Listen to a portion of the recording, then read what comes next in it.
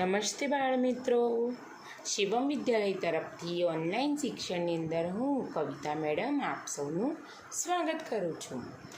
આજે આપણે October November મહિનાની ચોપડીની અંદર મહાવરો કરવાનો છે, જેનામાં આપણે ચિત્ર ઓળખીને તેના મૂળાક્ષર શોધીને તેની પર ગોળ કરવાનું છે. બાળકો, તમે પણ ચોપડી ખોલો અને પાન નંબર 22 CWનું છે, જે મહાવરાનું છે, તે ખોલો. પહેલાં આપણે સૂચના વાંચી લઈએ. ચિત્ર ઓળખી તેના મૂળાક્ષર ફરતે ગોળ કરો. આ શાનું ચિત્ર છે બાળકો? ચમચીનું. તો અહીંયા આગળ 3 મૂળાક્ષર આપેલા છે, તેમાંથી ચિત્રનો મૂળાક્ષર કયો છે તે શોધવાનો છે અને ગોળ કરવાનો છે. તો ચમચીનો ચ. બધા બાળકો ગોળ કરો. સરસ. નીચેનું ચિત્ર શાનું છે? તરબૂચનો ત. હવે આ 3માંથી ત મૂળાક્ષર કયો છે તમને ઓળખતા તો આવડે જ છે. તો બાળકો તની ઉપર ગોળ કરો. નીચે અણફેણનો અણ. આ 3માંથી અણ કયો છે? સરસ. તો અણની ઉપર ગોળ કરો. કરો છો ને બધા બાળકો? સરસ. આ કયું મૂળ ચિત્ર છે? સરસ. ટ. ટામેટાનો ટ. દડાનો દ. આ 3માંથી દ ક્યાં છે? હા, દ પર ગોળ કરો.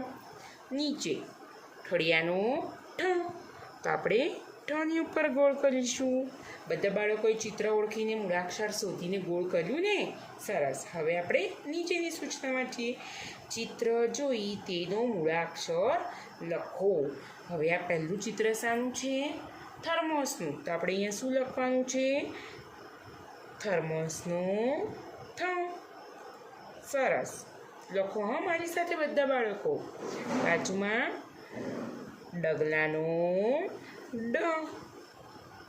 બાજુમાં ઠળિયાનો ઠ. બાજુમાં ધજાનો ધ. ધજાના ધની લીટી કેવી હોય? નાની. જ્યારે લીટી મોટી થઈ જાય ત્યારે ઘરનો ઘ બની જાય, માટે ધજાના ધની લીટી કેવી હોય? નાની હોય. સરસ. હવે નીચે શાનું ચિત્ર છે? જબલાનું. તો શું લખવાનું છે? જબલાનું જ. સરસ. બાજુમાં જમરૂકનું જ. બાજુમાં શાનું ચિત્ર છે? છત્રીનું છ. સરસ. બાજુમાં ચકલીનું ચ.